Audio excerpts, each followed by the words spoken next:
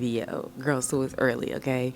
It's not 7 o'clock yet, not quite. So Kennedy's still sleeping.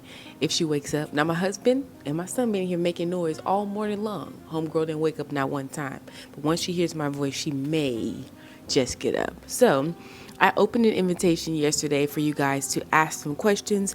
I want you to go ahead and watch that video if you're watching this one and you might have a question of your own.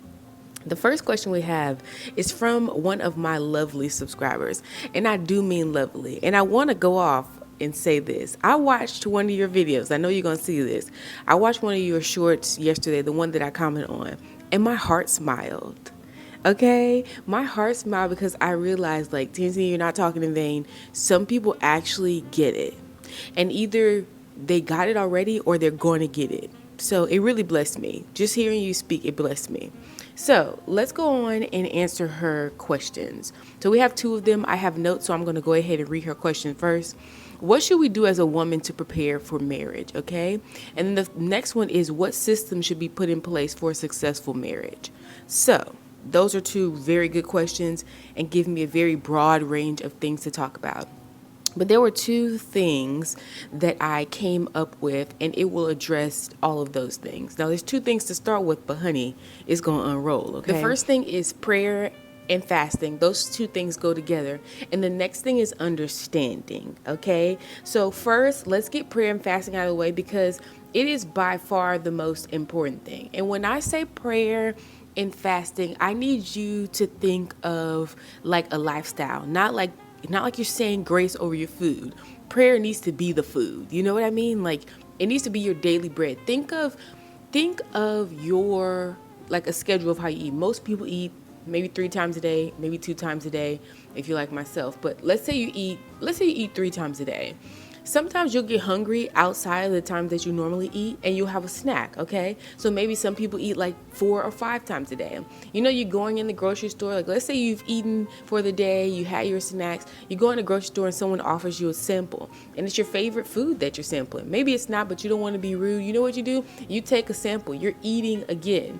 I want you to think of prayer like that. Like it needs to be just as important to you as eating food. And it needs to be that important because before I go and talking about some of these other things, you need to have really that kind of groundwork done, that heart posture to really be able to understand some of these things, because some of these things you're going to look at me and you're going to be like, girl, I ain't doing all that.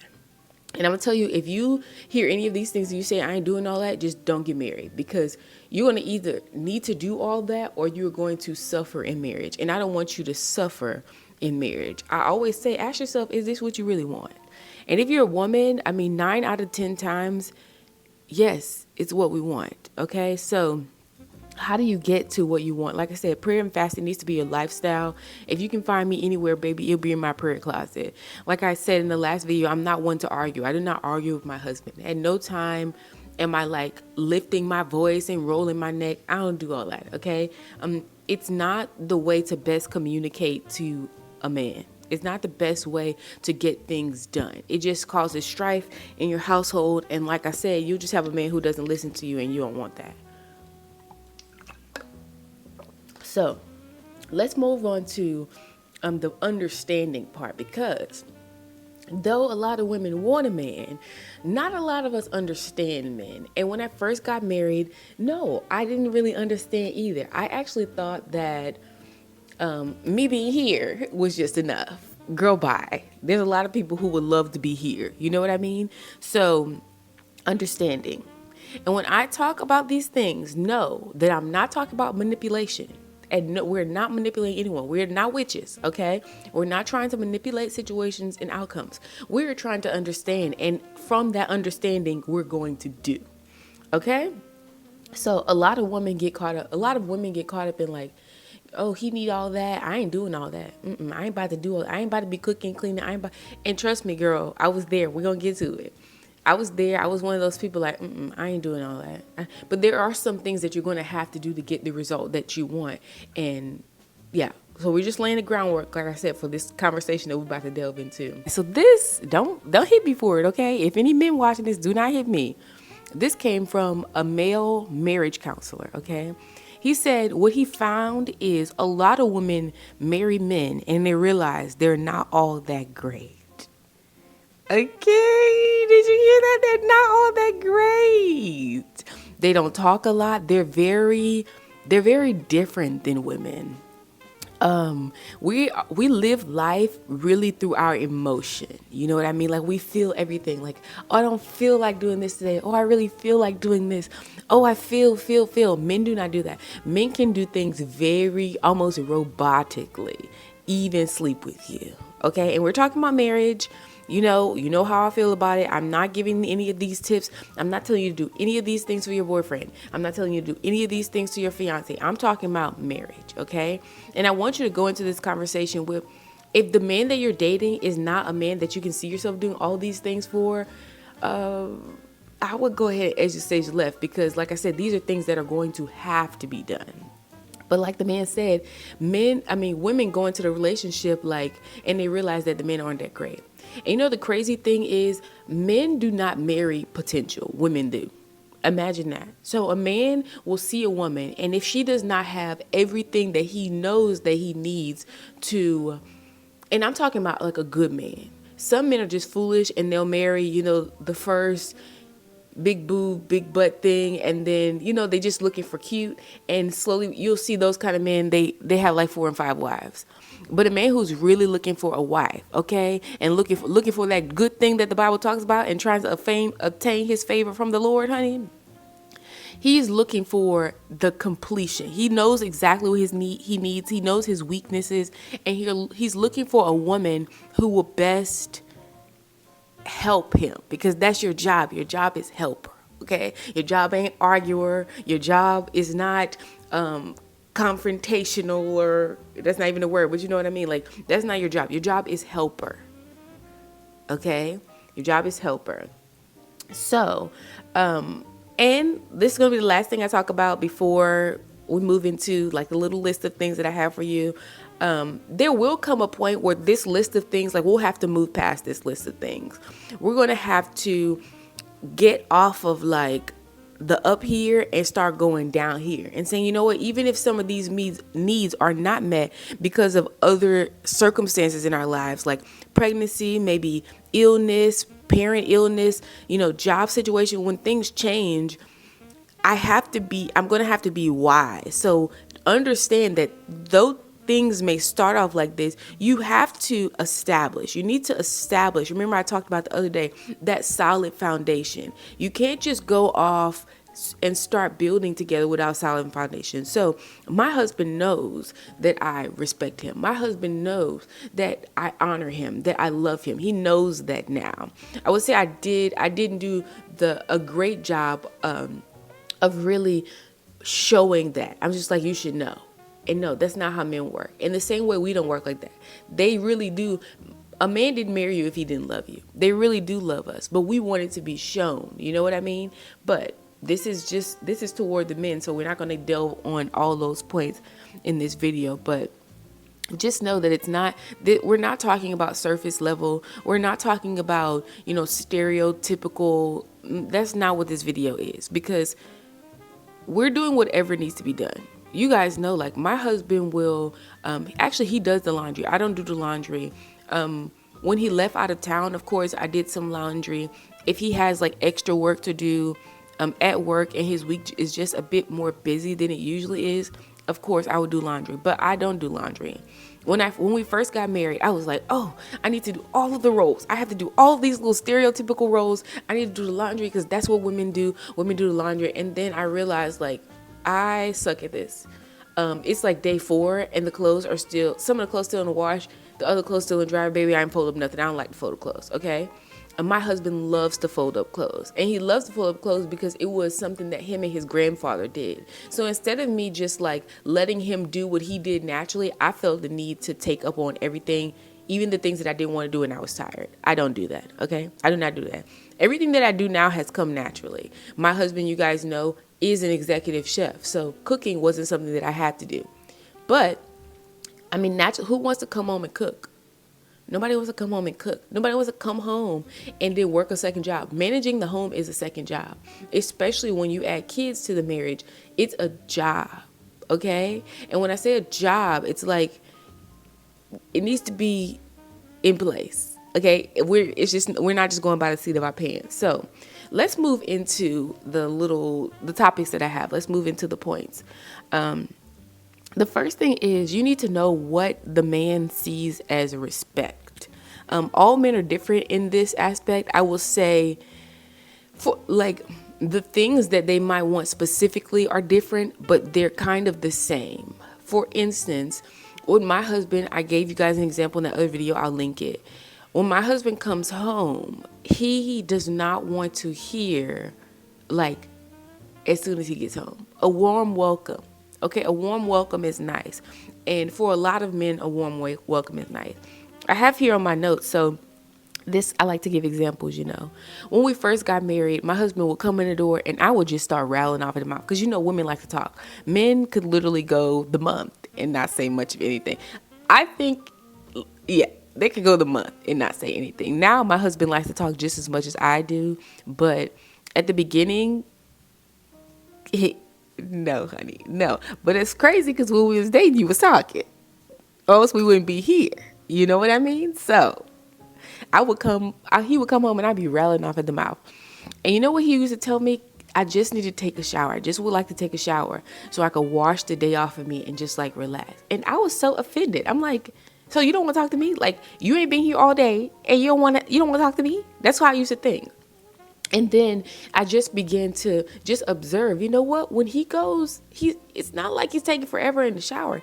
He's going to take a shower. He's going to wash his day off. He greets me. We talk the entire way. So from him going to work till he come home, we literally get off the phone when he's getting out of the car and walking in the house. So it's not like I haven't got the opportunity to get all my little chats out.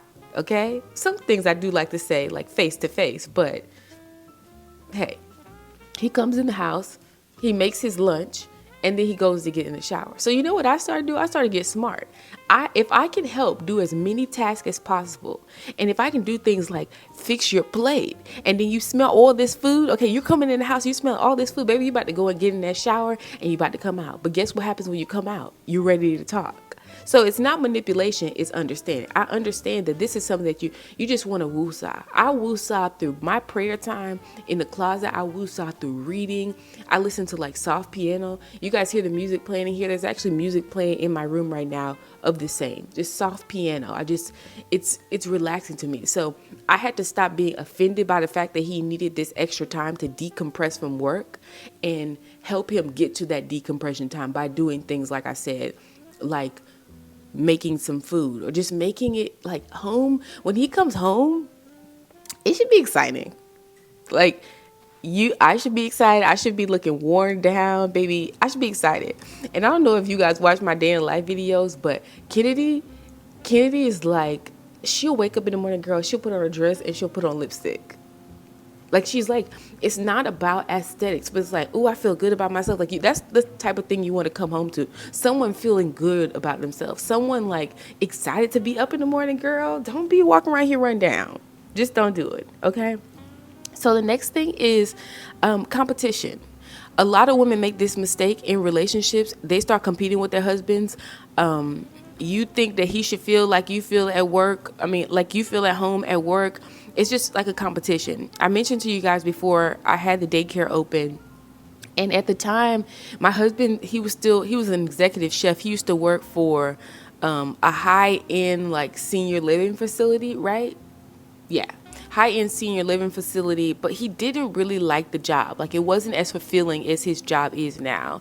And it seemed to him like, I'm soaring in this daycare, I'm soaring doing this very purposeful work. And then he's kind of misplaced. Men don't like to feel misplaced. So instead of me focusing on the families that were coming in, what I needed to do was spend time to focus on what my husband needed to feel respected, honored, and secure in the home. So then he could go off and do those, go out and find that position. And I spoke a lot about this in the other video. When you see a man that's respected in the workplace, it is the work of the wife.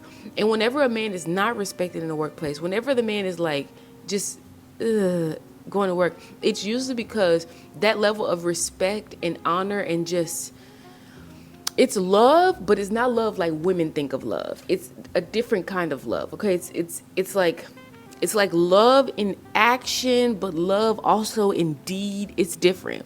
And when a man doesn't have that, you'll know it. So I don't believe in competing. I, girl, make my request made known to God and also to my husband. Like, hey, here's this. Here's my invoice for this. This is how much I want to spend on this. What do you think? Like, how do you want to make it work? I don't try to make everything work for myself. That might do well in your friendships. That might do well in your workplace.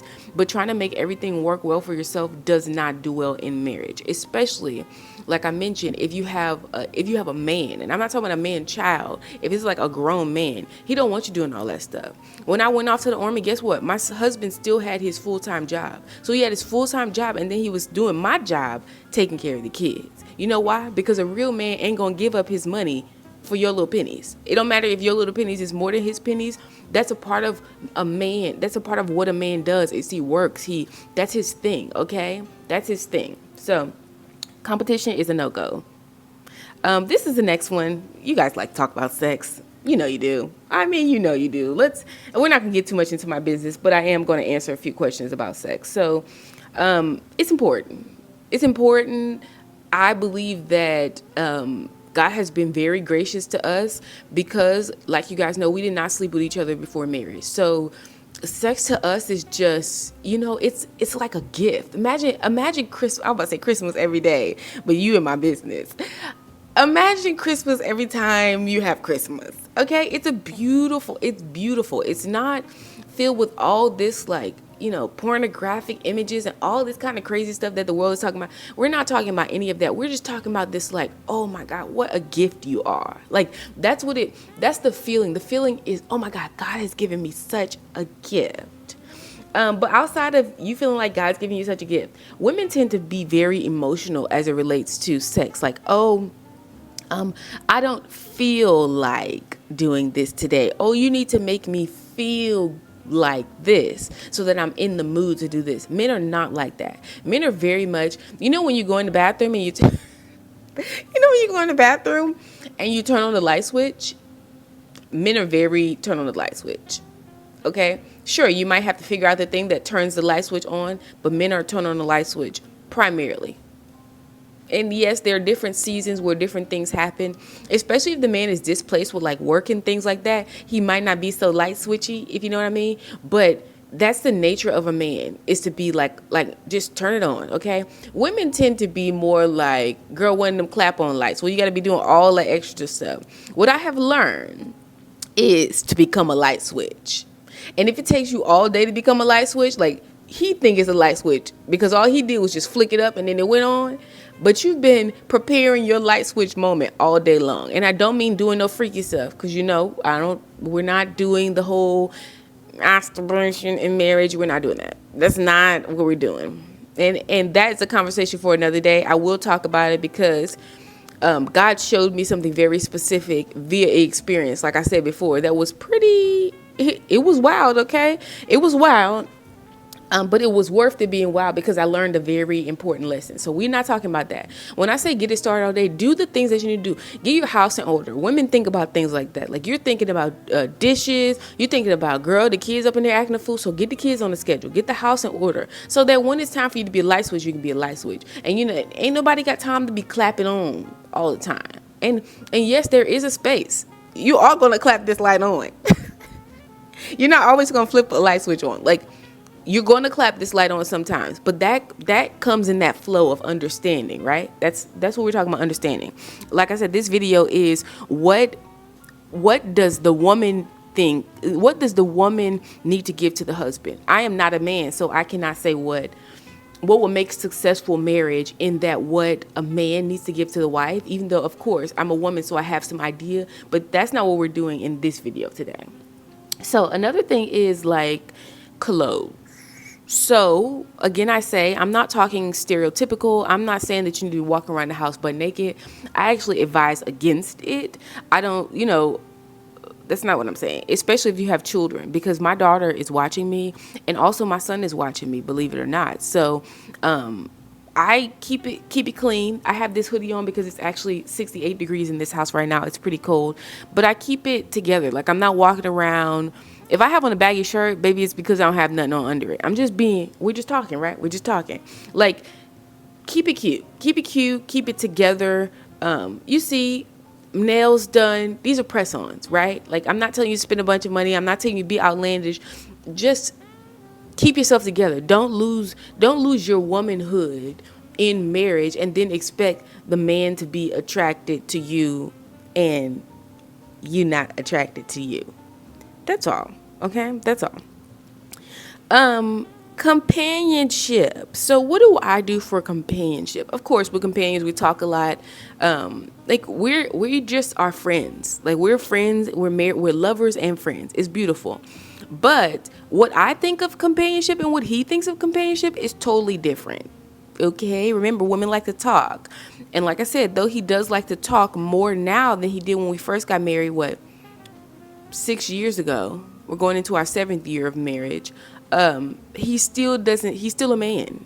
Okay. So I do things with him that he likes, like playing the game. You guys saw I was playing the video game with him. I do not like playing that Ninja Turtle game like that. Okay. It's not all that fun, but it is fun to sit and play the game with him. It is fun to, eat at our favorite restaurant together. It is fun to, it's fun. It's fun for him to say, hey, I really want some nachos, and me to go and gather the supplies for nachos. That's fun. That level of servitude for me is fun. And I mean, it makes for good companionship. Companionship, like compatible, like you have to do things that actually show your compatibility, right? And no, we're not the same. We're totally different. Maybe, I don't know. It just depends, because I would say maybe I'll involve him in one of these videos, but maybe I'll do like an interview style. It depends on the question with him, and like have him on the other side with the microphone and you can hear his response. Because this is not his work. This is my work. So I don't feel the need to bring him on here, but companion, like be a companion. Be a companion. And sometimes that doesn't look like stuff that you necessarily want to do, but that's okay. So another thing is attractiveness. And I think this kind of goes with some of the things that I mentioned in like sexual. Like, I'm not saying that you have to be a certain size. If your husband met you a certain size and you are, 50 pounds away from that, I'm not saying you're less attractive. That doesn't mean you're less attractive. And I know you're thinking, girl, they be gaining all this weight and nobody don't say nothing to them. We're different. Okay. Women could love you, your dirty draws, and all 10 of your rolls, and a man could not love the same. And yes, he very well might love you, like love you in spirit, baby. But I'm talking about loving to look at you. You want to love to be looked at too. You want it all to go together. I know, girl, I'm charting on different territory here. People don't like to hear that. And I'm not talking about like getting plastic surgeons or all that kind of stuff, because usually men don't like that either. Women usually do that for women, and perverted men like that kind of stuff. But it's like you putting I'm trying to not be provocative. A blow up doll is a blow up doll. I don't want a living blow up doll. Okay? That's all I'm going to say about that. Men don't want living blow up dolls. They want real. Like, they want bodies that feel real. Getting all them surgeries, them hard bodies. Like, they want bodies that feel real. I, for the longest time, was like, don't be touching my fat meat. You know what I'm saying? Girl, it wasn't even real fat meat. But anyway, you know what I'm saying? Like, don't be touching that. And my husband's like, this is soft. And when I became a massage therapist, I actually realized, like, oh, remember I told y'all the soft bodies are my favorite to touch. And I don't do massage. I don't practice massage anymore. But like the softer clients is my favorite. It's easy on the hands. It just feels like kind of like a baby. When you see a baby with like the rolls and stuff, you're like, oh, it's so, yeah. Okay. The same thing. So don't always be so like, ooh, don't always do all that. They're not worried about all that stuff. You're introducing something into the equation that's not even going through their mind. And I was going to tell you a story, but that was a little too much into my business, so I'm not going to say that. Admiration. So I looked at the definition of admiration, and it says respect and warm approval. So I'm going to use this example. I put giving massages, and I'm going to use this example as well. So my husband recently got, I'm going to say, an opportunity at work that, pays a bit more money, but it's also a bit more work. And it's a great thing. But yesterday I had to go pick up my son from school. Like, my husband usually would bring him home with him, but like they ride together, but I had to go pick him up. So I picked him up and I took my husband's lunch kit. Well, he didn't ask me. He usually packs his own lunch because, girl, you know how it is. I don't like nobody packing my lunch. Yeah, like, I want to eat what I want to eat. And sometimes you get a taste for something and the other person doesn't quite get it. Like, you don't want to eat that. So he usually packs his own lunch. It's usually derived from like dinner or something that we made, but there's usually options. I haven't went grocery shopping yet. I'm going grocery shopping today. I better hurry up.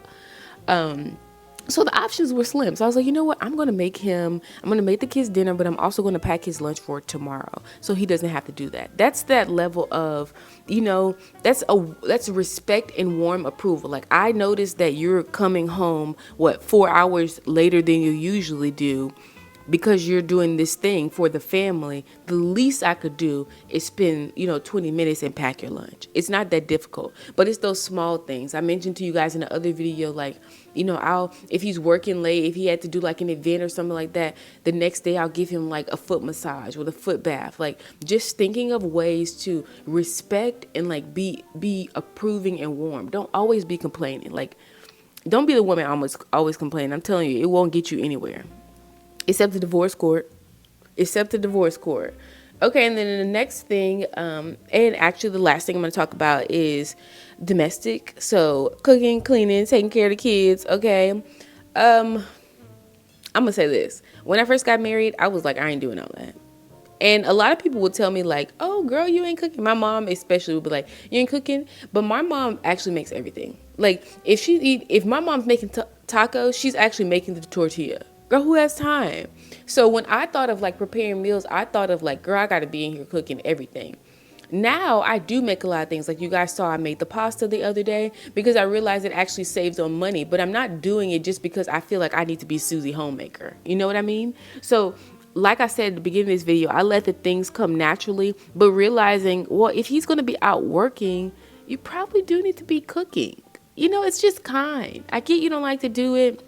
Like I said, the laundry is something he does. My husband does the laundry. He wakes up probably like 3 or 4 o'clock in the morning on Saturday and he's doing the laundry. He would be up at 3 or 4 o'clock in the morning anyway, but he chooses the task of the laundry. And you know what? Him doing the laundry don't wake me up, baby. I still be asleep.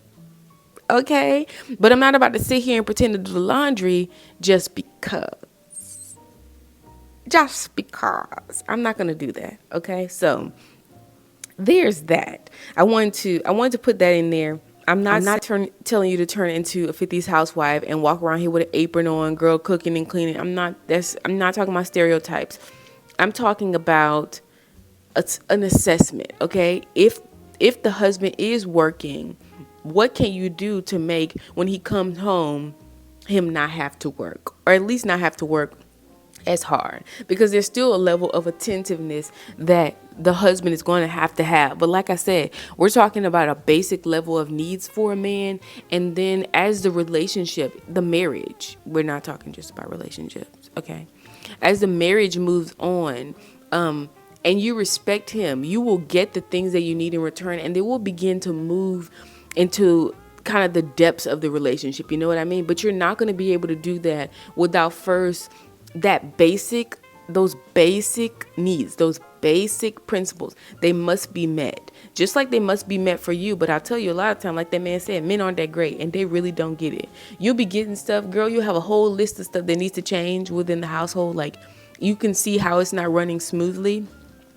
And by way of people's attitudes or whatever else, okay, some things just cause the home to not run smoothly. You'll know all the things that needs to be fixed. And the problem is not that you don't know what needs to be fixed. The problem is you don't know how to deliver it to the man in a way that he actually, it hits him the right way to change it. I told you guys in the other video, Kennedy putting her finger up to my husband. You can't come at a man just sideways. It's not going to work. And you can't. You know what? Let me not say you can't. You can do whatever you want to do.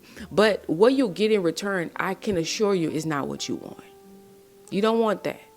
And I want, and I feel like the Lord wants, which is why he's having me speak about this. solid marriages, solid homes. Okay, well, we're not so easily like, girl, things aren't so much in a disturbance that you just want to pick up and go. Things can be rocky at first, okay? Definitely things were rocky. Things were really rocky because I was, I didn't want to listen, okay? I wanted things to be done my way. I really wanted to be catered to in a way that was very, I'm going to say narcissistic.